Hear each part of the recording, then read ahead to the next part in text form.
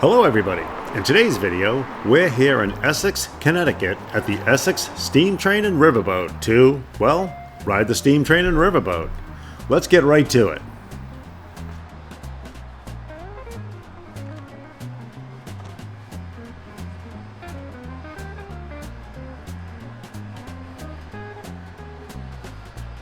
Essex Steam Train and Riverboat is run by the Valley Railroad Company. Like a lot of older railroads, there's an extensive history with lots of dates to sift through, like construction dates, charter dates, official opening, mergers, acquisitions. But suffice it to say, the Valley Railroad has been in existence in some capacity since 1868. The Valley Railroad Company, as we know it today, has been operating the Essex Steam Train and Riverboat since 1971.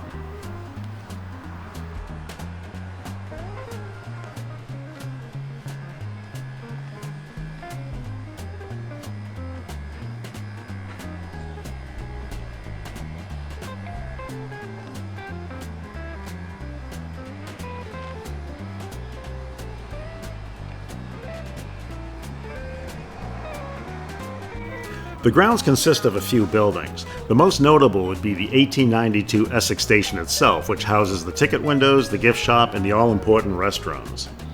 There are a few static displays of rolling stock, including a saddle tank train right at the entrance with a collection of rolling stock from various rail lines. There's also the engine maintenance sheds where the locomotives are maintained. We'll take a look at all the buildings at some point during the video. The parking lot is a good size, and we had no trouble finding a space. The lot wasn't really even close to being full. Let's take a walk around and check the place out.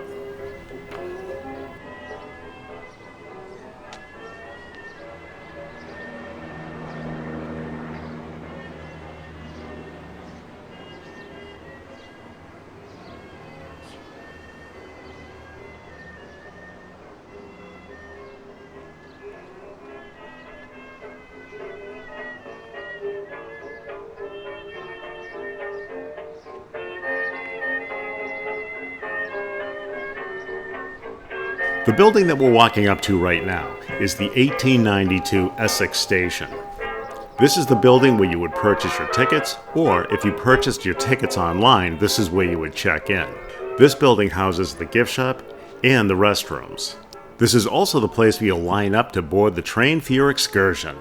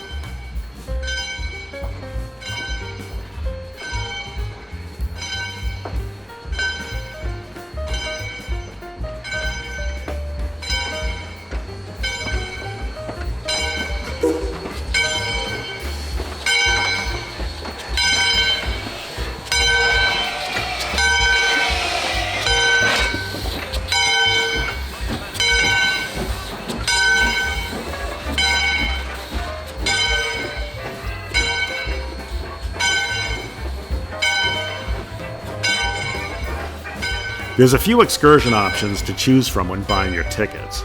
As of this video, the prices per ticket were $29 for the steam train only, $49 for the steam train and riverboat combo and coach, and $65 for the steam train and riverboat combo in first class.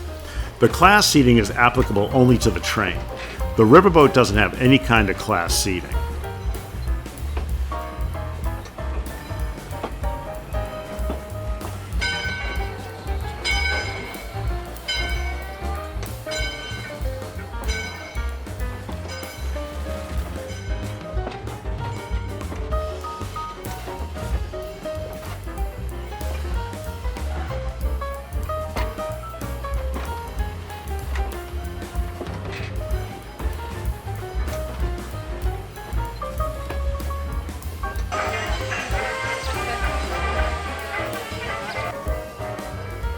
Just imitate the way a waiter walks with a plate of chow.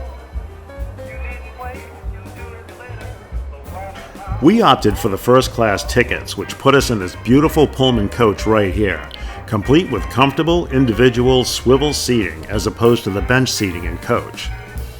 The total excursion time is 2.5 hours.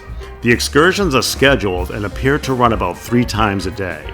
It's probably best to reserve online ahead of time as we did.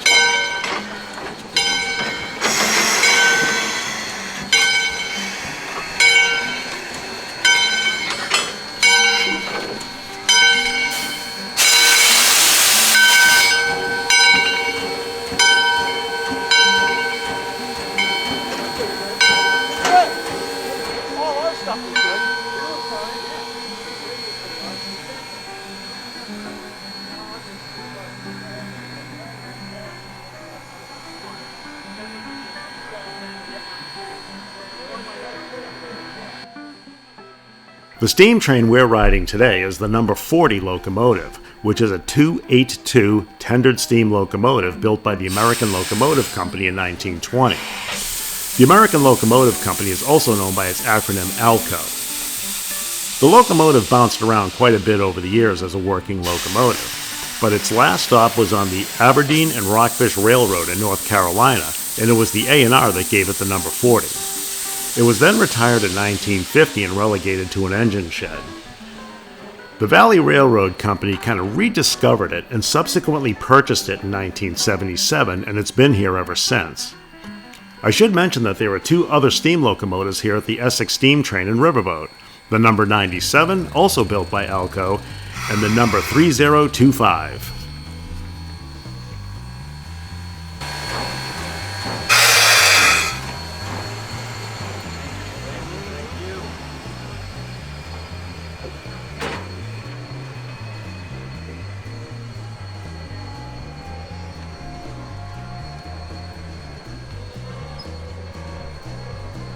We opted for the first class tickets, which put us in this beautiful Pullman coach right here, complete with comfortable individual swivel seating as opposed to the bench seating in coach.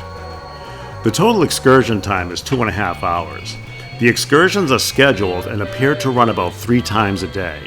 It's probably best to reserve online ahead of time as we did.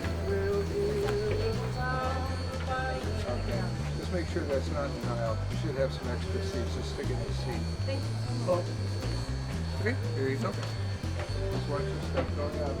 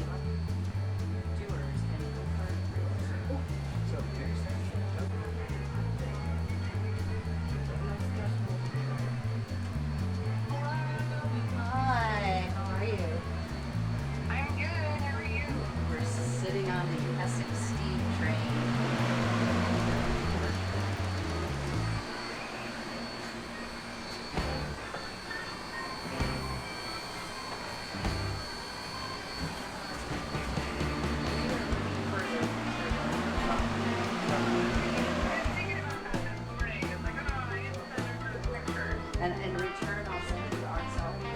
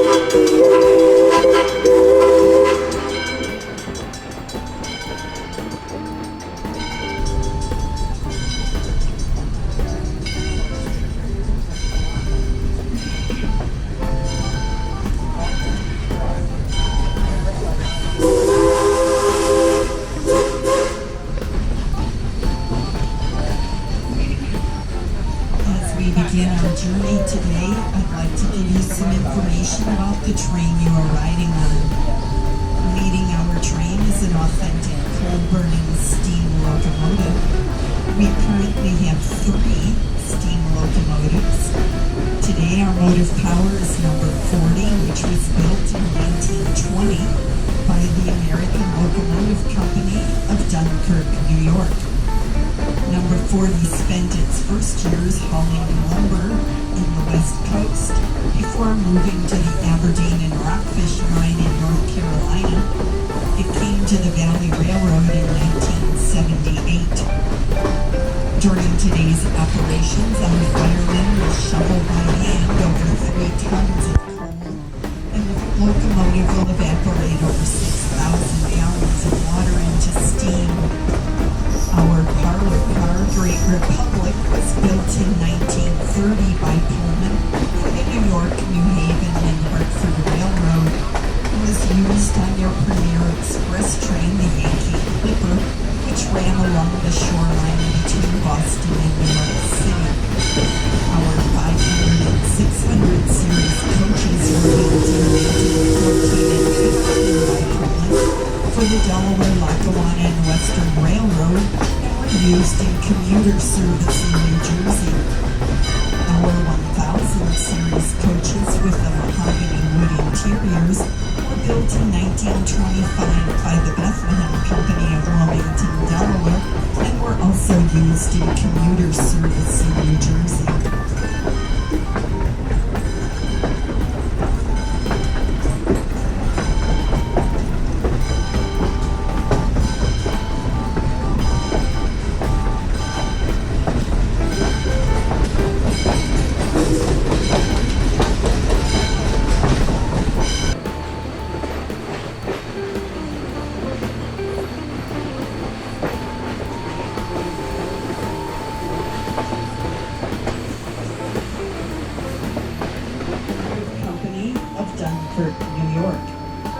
Number Number 40 spent its first years hauling lumber in the West Coast before moving to the Aberdeen and Rockfish line in North Carolina. It came to the Valley Railroad in 1978. During today's operations, our firemen will shovel by hand over 3 tons.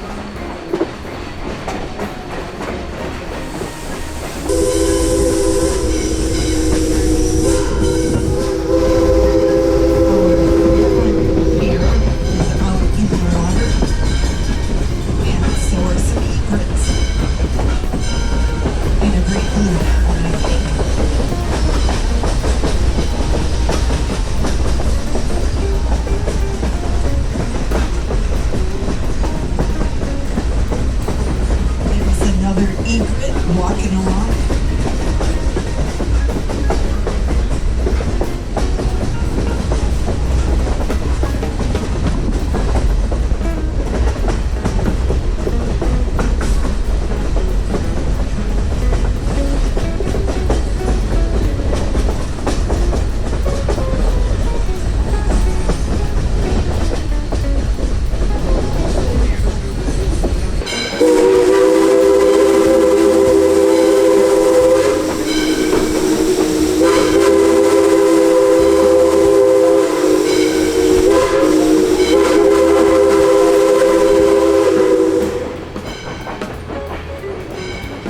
The original Valley Railroad began operating on July 20.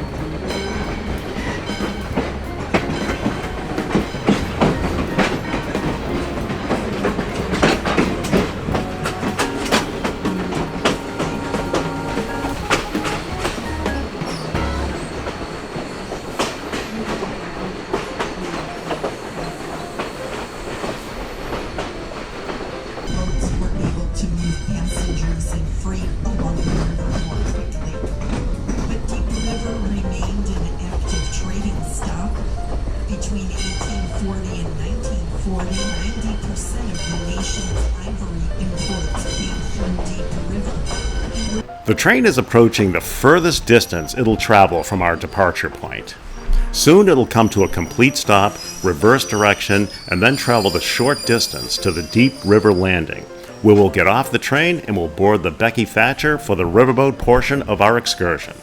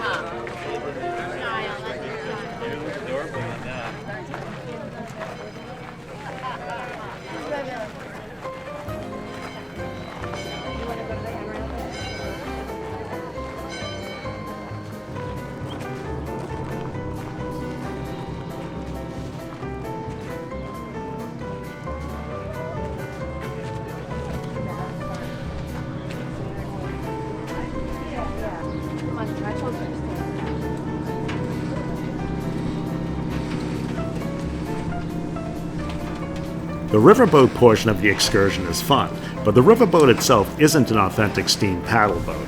It looks like a riverboat, but it's essentially a diesel-powered sightseeing boat. The boat is called the Becky Thatcher, which feels like a callback to the days of Mark Twain, Tom Sawyer, and Huckleberry Finn and life along the Mississippi River. It kind of reminds me of those Disney World ferry boats that take you from the transportation center to the Magic Kingdom. The boat trip is narrated and quite interesting. It'll just be another couple of minutes. We've got some people.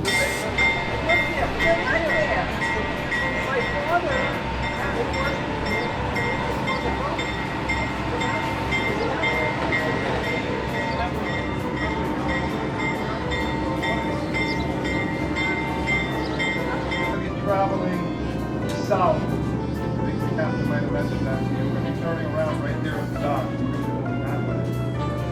And the reason for that is that right now we don't have enough water north. If we go north, we can run around. This is the old steamboat channel, and back in the day, when there were steamboats running from Hartford all the way down to New York City, they'd come right through here, and they used to dredge out the channel at least twice a year.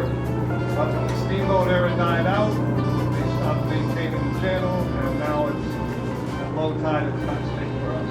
And the captain is well aware of where the tide is at. In fact, most of our captains now are insisting that the deckhands make themselves aware of where the tide is, what direction the wind is coming from, if you get any, if you haven't. I'll talk a little bit more about a no-wake zone when we get further north on the river. Now you see the captain's accelerating now. We are moving out of the no-wake zone.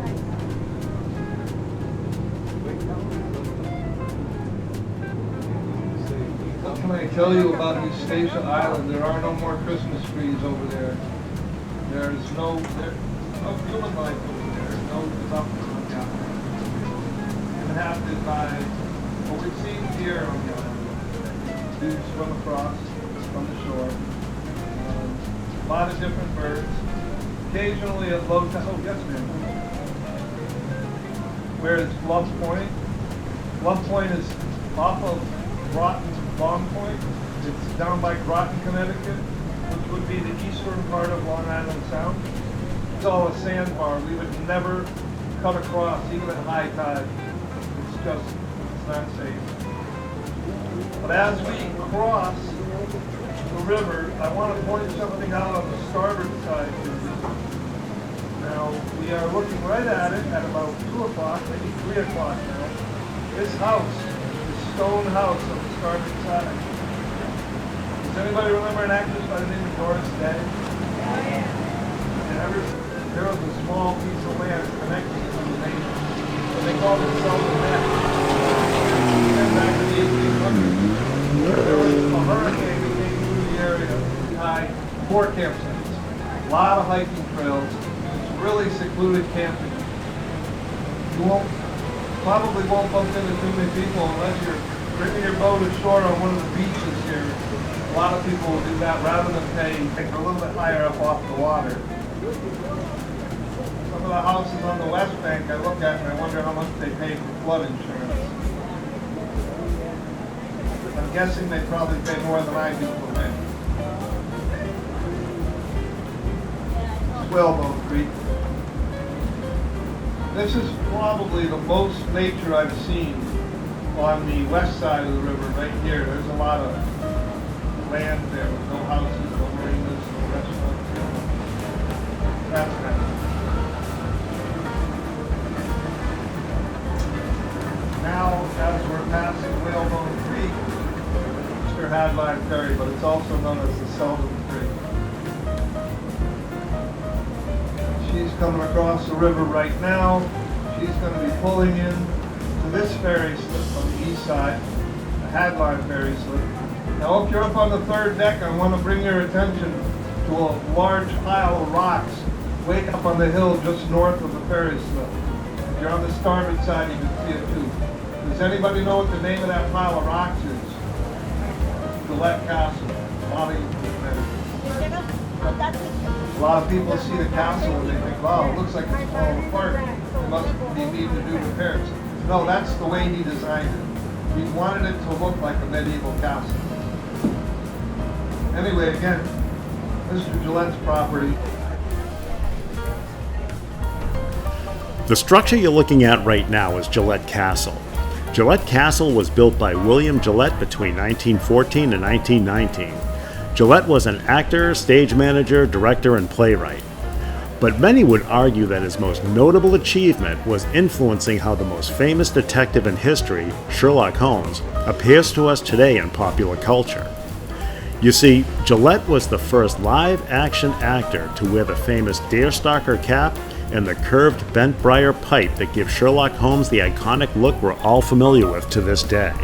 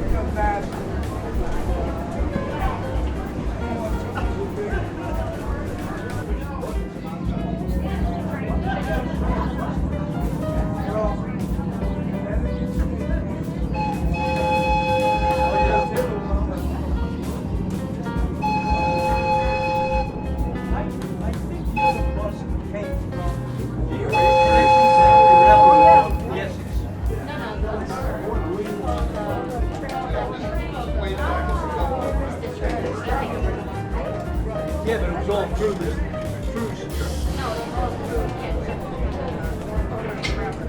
There we are.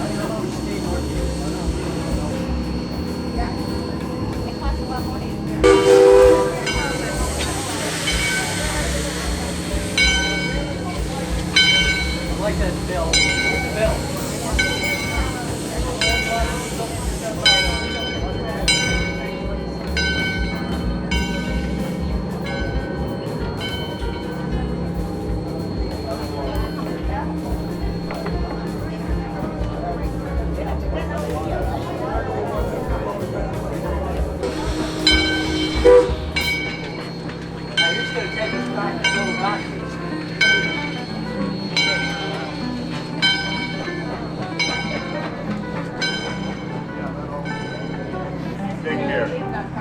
Folks, have a good afternoon. Have fun on the train. Oh, thank you very much, sir. Thanks for coming in.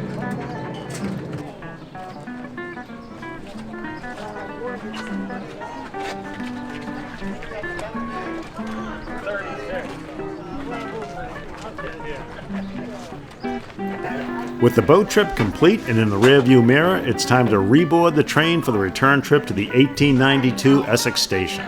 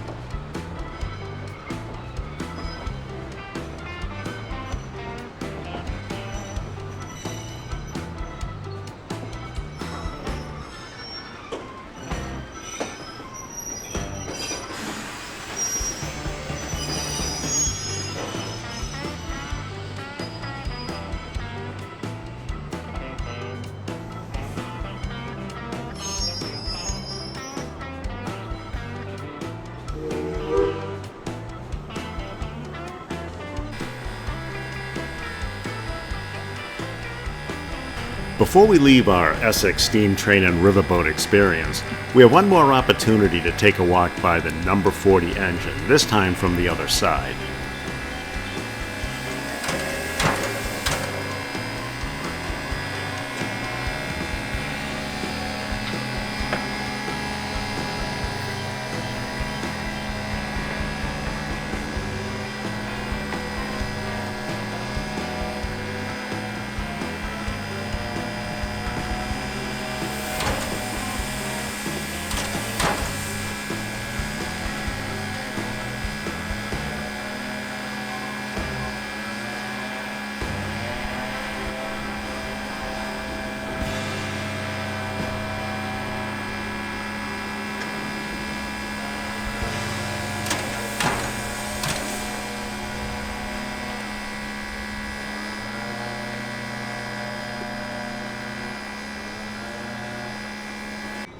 And while we're at it, let's take a walk by the engine maintenance sheds, where you'll see locomotive number 3025, and then you'll catch a glimpse of locomotive number 97 in one of the shed bays.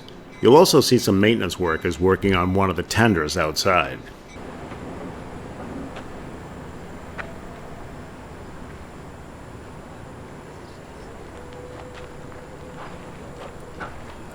Okay guys, I think that's going to do it for our excursion here at the Essex Steam Train and Riverboat in Essex, Connecticut.